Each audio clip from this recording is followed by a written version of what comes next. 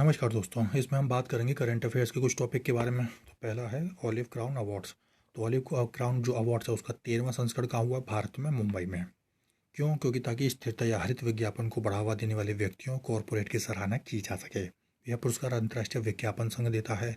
पुरस्कारों में 17 श्रेणियाँ शामिल है, जिसमें green agency of the year और green campaign of the year भी होता है। उल्लेखनीय विजेताओं में PN मोहन है, जिन्होंने क्या करा, चेन्नई के पास जो 7 झीलें हैं उनकी पुनर्बहाली करनी है, और उसके अपनी इसके लिए प्रतिबद्धता के लिए उन्हें green crusader of the year का पुरस्कार दिया गया। किर्लोस्कर लिमिटलेस को ए मिनट फॉर नेचर पर उनके कार्य हेतु corporate crusader of the year है। तो कॉरपोरेट क्रूसेडर कौन है? किर्लोस्कर लिमिटलेस। इसका स्वर्ण पुरस्कार मिला है। फेमस इनोवेशंस ने सभी 10 श्रेणियों में पुरस्कार जीते, सभी श्रेणियों में। जबकि Chirag rural development foundation of people for animals wildlife rescue and conservation centre को green NGO of the year श्रेणी में स्वर्ण पुरस्कार दिया गया। फिर भारत ने क्या करा? 100% चावल फोर्टिफिकेशन लक्ष्य को प्राप्त कर लिया।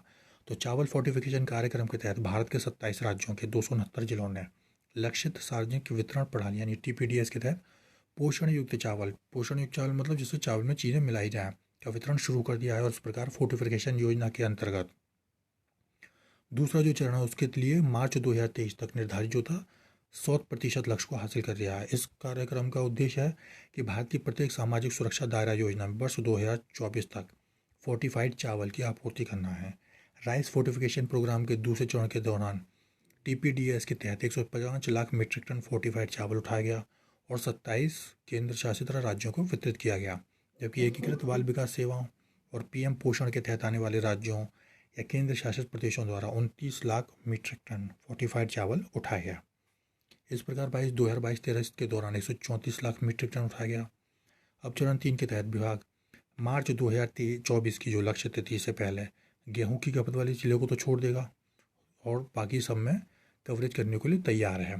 तो फोर्टिफिकेशन क्या होता है? Iron, iodine, zinc, vitamin A और D सहित संपूर्ण विटामिन और खनिजों को शामिल करके चावल जैसे मुख्य पदार्थ होते हैं उनके पदार्थों के पोषण मूल्य को बढ़ाने की क्रिया है ये। और प्रसंस्करण से पहले पोषक तत्व में भोजन मौजूदा हो सकते हैं और उसमें नहीं भी हो सकती ये चीज़ें। कोंडा रेड्डी जनजाति है, ये पोलावरम सिंचाई परियोजना के कारण पुनर्स्थापन और पुनर्वास के हिस्से के रूप में पोलावरम गांव का पुनर्वास किया जाना निर्धारित है, जिससे पोलावरम कोंडा रेड्डी जनजाति अनिश्चितता का सामना कर रही है। आंध्र प्रदेश में जो कमजोर जनजातीय समूह हैं उनमें कोंडा रेड्डी है, वे कहाँ पाई जाती है? खम्मम, तेलंगाना और श्रीकाकुलम, आंध्र प्रदेश के पहाड़ी वन क्षेत्रों में। गोदावरी नदी पूर्व और पश्चिम गोदावरी नदी के दोनों किनारों पर ये आंतरिक वन क्षेत्रों में रहते हैं, जिसके कारण ये मुख्य धारा से कटे हुए हैं। परंपरागत रूप से झूम कृषि करते थे, लेकिन हाल ही में इनमें से कुछ ने स्थिर कृषि और बागवानी को भी अपनाया है। गैर इमारती वन उत्पादों को संग्रह करना और टोकरी बनाना इनकी आजीविका के स्रोत हैं। फिर थिरा नृत्य, ये कहाँ होता है? भारत के केरल में मारवाड़ क्षेत्रों में उपवन में मंदिरों में किया जाने वाला ये, इसको तेयम थेरा के नाम से आते हैं, अनुष्ठानिक नृत्य है। यह मलाय संप्रदाय के कलाकारों द्वारा किया जाता है, जिन्हें पेरू मलायंस के रूप में जाना जाता है। यह आमतौर पर उत्सवम के नाम से पहचाने वाले वार्षिक मंदिर के दौरान किया जाता है। उन रूपों में भगवती और शिव जैसे कुल देवताओं की पूजा की जाती है। थिरा तेयम का एक उपविभाजन है और तेयम नृत्य के ही समान है, सिवाय इसके कि थिरा में कलाकार को भगवान का प्रतिनिधि नहीं मानते बल्कि भगवान के पास माना जाता है। थिरा का उद्देश्य देवताओं को अपने जीवन में लाने के एक तरीके के रूप में देखा जाता है। ताड़ी, मादक पेय देवताओं को भेंट के रूप में महत्वपूर्ण भूमिका निभाता है और लगभग सभी कलाकार इसके प्रभाव में नृत्य करते हैं और जो आविष्ट होने की भावना पैदा करने में मदद करता है। कलाकार क्या होते हैं? पेरू वन जाति के होते हैं, पेरू वन्य जाति के हैं और इनमें हैं जिन्हें थिरा में प्रमुख महत्व दिया जाता है। उच्च जाति के ब्राह्मण और निम्न जाति के आदिवासियों दोनों का केरल पूजा में महत्वपूर्ण स्थान है। फिर है इसमें योजना स्टैंड अप इंडिया योजना। तो हाल ही में भारत के प्रधानमंत्री ने SC/ST समुदाय को सशक्त बनाने और महिला सशक्तिकरण में करने में स्टैंड अप पहल की भूमिका की सराहना की है। परिचय क्या है? आर्थिक सशक्तिकरण के लिए और रोजगार सृजन को केंद्र में रखते हुए जमीनी स्तर पर उद्यमिता को बढ़ाने के लिए 5 अप्रैल 2016 को वित्त मंत्रालय द्वारा जो है स्टैंड अप योजना शुरू की गई। अब इस योजना को 2025 तक के लिए बढ़ा दिया गया है। उद्देश्य क्या था? महिलाओं को SCs और ST श्रेणी में उद्यमशीलता को बढ़ावा देना था। विनिर्माण, सेवाओं, व्यापार और कृषि संबद्ध गतिविधियों में ग्रीनफील्ड उद्यमों हेतु ऋण भी प्रदान किया जाएगा। अनुसूचित वाणिज्यिक बैंकों जो होती हैं उनकी प्रत्येक शाखा में कम से कम एक अनुसूचित जाति जनजाति उधारकर्ता और कम से कम एक महिला उधारकर्ता को 10 लाख रुपए से 100 लाख रुपए के बीच का अब ऋण जो है बैंक जो उपलब्ध कराएगी। 100 लाख मतलब 1 करोड़ तक का। बैंक ऋण की सुविधा। इस योजना का उद्देश्य बैंक शाखाओं को ऋण प्रदान करने हेतु प्रोत्साहित करना है। इसके लिए निम्न माध्यम से आवेदन कर सकते हैं: सीधे शाखा में, स्टैंड अप इंडिया पोर्टल में, या अग्रणी जिला प्रबंधक के माध्यम से। ऋण के लिए पात्रता क्या होनी चाहिए? अनुसूचित जाति, जनजाति या महिला उद्यमी जिनकी उम्र 18 वर्ष से अधिक हो।